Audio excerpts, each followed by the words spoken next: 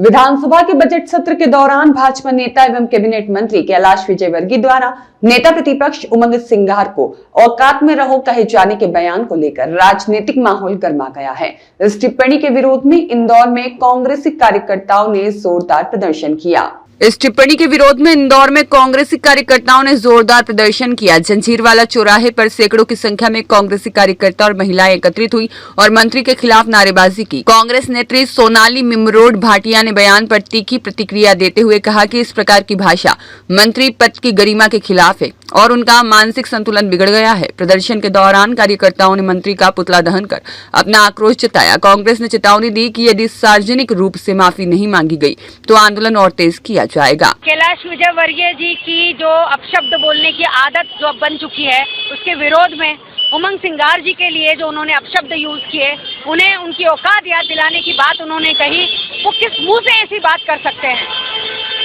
BJP के लोगों को अपशब्द कहने का जैसे इनको लाइसेंस मिल गया है, ठेका मिल गया है कि इनके जो मुंह में आएगा वो बोलेंगे, चाहे वो किसी के भी अपमान के लिए बोलना हो, मगर वो बोलेंगे।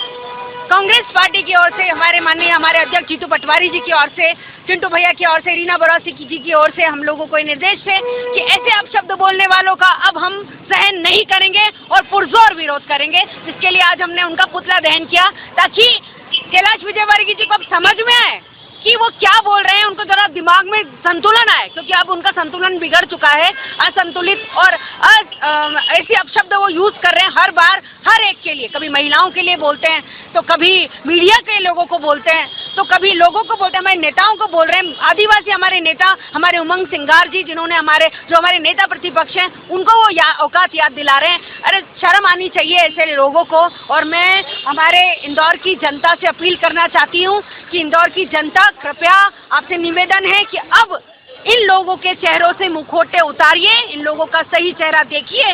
जो इन लोगोों की कथनी करनी में फर्क है वो देखिए कि ये बोल क्या रहे हैं, कर क्या रहे हैं और हो क्या रहा है हमारे इंदौर के साथ। आज कतई संतुष्ट नहीं है। क्यों संतुष्ट रहेगी कांग्रेस? इनके जो मुंह में आ रहा है ये बोल रहे हैं और अब ये बोल रहे हैं कि हम माफी भी मांग रहे हैं।